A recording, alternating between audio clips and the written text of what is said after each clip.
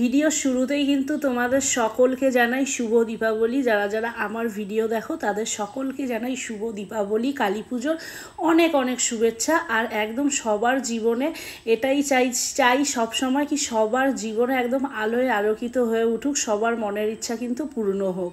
আর main ব্যাপার হচ্ছে কি এই ব্লগটা আমার কাছে কিন্তু একটু বেশি স্পেশাল, কেন অনেক দিন পর কিন্তু পান্ডুয়ার রাস্তাঘাটে বরের সাথে বেরিয়েছি স্কুটি করে। মানে আমি যেই টাইমটায়, এটা হচ্ছে কালী পুজোর আগের দিনের ব্লগ, আজকে হচ্ছে কালী পুজো। তো এই রকম টাইমে কিন্তু সায়ন আমার সাথে বহু বছর হয়ে গেছে কোনো দিন বেরোয় না। ওর কাজের ব্যস্ত থাকে, আমি আমার মতন সব কিছু করে নিই। কিন্তু এই দিন হচ্ছে একদম সন্ধ্যাবেলায়, মানে বিকালবেলায় ঘুম থেকে উঠে সন্ধ্যাবেলায় চাটা খেয়েই কিন্তু আমরা বেরিয়ে গেছিলাম। আর এই জায়গাটা তোমরা যারা যারা চিনতে পারছো না তাদেরকে বলে দিই, এটা হচ্ছে কালনা মোড়ের দিকে যেতে যে রথতলার দিকে যেই রাস্তাটা পড়ে সেই রাস্তায়। আর সত্যি কথা বলতে পান্ডুয়ায় মানে কালী পুজো শুরু হওয়ার দুদিন আগে থেকেই যেইভাবে লাইট ফাইটগুলো লাগিয়ে দিচ্ছে ভীষণ ভালো লাগছে। জানি সব কিছুই চিনি, এই জিনিসগুলোই হয়তো কদিন আমরা একদম দেখতে দেখতে একঘেয়ে হয়ে যাবে, কিন্তু তবুও ভালো লাগে। কেন জানো? কেন কি আমাদের শহর পান্ডুয়া, আর পান্ডুয়াটাকে এরকম আলোকিতভাবে দেখতে কিন্তু ভীষণ ভালো লাগে। আর তারপর কিন্তু আমরা এখানে চলে গেছিলাম মিনা জুয়েলার্সে, সেটা হচ্ছে দাস মার্কেটে। সে কিন্তু আমার বরের একজন খুব ভালো বন্ধু। আমরা কিন্তু সমস্ত রকম গোল্ডের জিনিস কিন্তু দাস মার্কেটের এই দাদা থেকেই বানাই, সেটা হচ্ছে মিনা জুয়েলার্স। তোমরা যারা যারা চেনো তাদেরকে আর কিছু বলার নেই। আর এইটা কিন্তু হচ্ছে একটা নোয়া, যেটা কিন্তু किसने काट लिया? कुत्ते ने काटा, कुत्ते ने। তাও আবার পাহাড়ি কুত্তা, बहुत बुरा काटा। কবে ঘুরে চলে এসছো দেখো।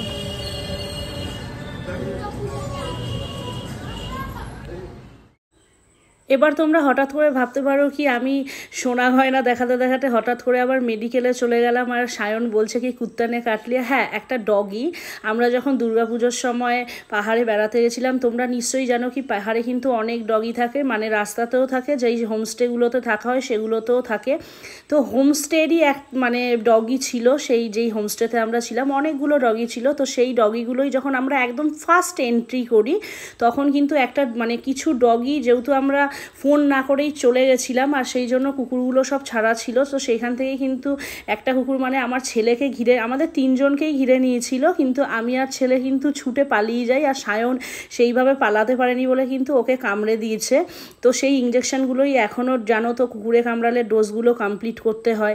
তারপরে কিন্তু আমরা দেখো এইখানে দাঁড়িয়ে যেই ফটোটা, মানে এই কালী পুজোর ছবিগুলো তোমাদেরকে দেখাচ্ছি, এটা কিন্তু একটা স্টিল ছবি ছিল।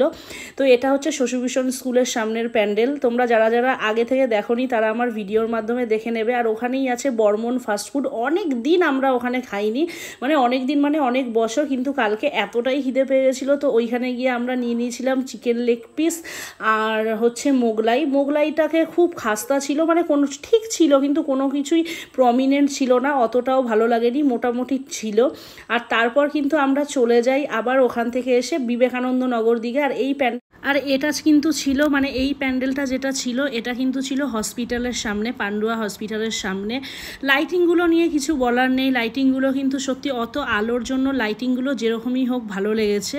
কিন্তু প্যান্ডেলের দিক দিয়ে একটা আমার নিজস্ব যেটা মতামত, সম্পূর্ণ আমার নিজস্বই মানে মনে হয়েছে। যদিও জানি আমার মতামতে কারোর কিছু যায় আসে না, আর আমি চাইও কি কারোর কিছু, মানে আমি আমার চিন্তাভাবনাটা বা যেটা দেখে মনে হলো সেটাই বললাম।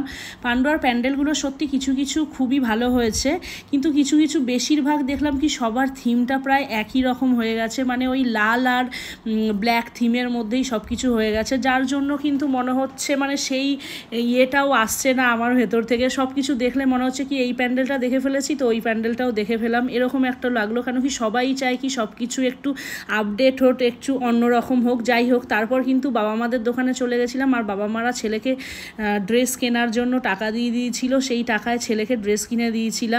যদিও তখন রাত 10:30 বেজে গেছে। আর আজকাল পান্ডুয়ায় যাওয়া মানে কখন যে ঘন্টার পর ঘন্টা চলে যায় তার কোনো ঠিকই নেই। আবার সেটা যদি কালী পুজো হয় আর তো কোনো কথাই নেই। মল বন্ধ হয়ে গেছিলো, তারপর স্টাইল বাজার খোলা ছিল, তাই স্টাইল বাজারে গিয়ে জিনিসগুলো পেয়েছি। আর যেই চুড়িদারটা দেখলে সেই চুড়িদারটা আমার ভীষণ পছন্দ হয়েছিল, কিন্তু নিজের পছন্দটাকে এইবার একটু সাইডেই রাখলাম, সবসময় পছন্দ দেখলে হয় না। তো যাই হোক, মোটামুটি আজ মানে এই সন্ধ্যাবেলাটা কিন্তু ভীষণ ভালো কেটেছে। আর কালী পুজোয় কিন্তু অবশ্যই তোমরা খুব খুব আনন্দ করো। আর যারা যারা আসতে চাও তারা কিন্তু এসে যেও, তাড়াতাড়ি করে দেখে যেও কীরকম কী হয়েছে আর ব্লগটাও কীরকম হয়েছে জানিও।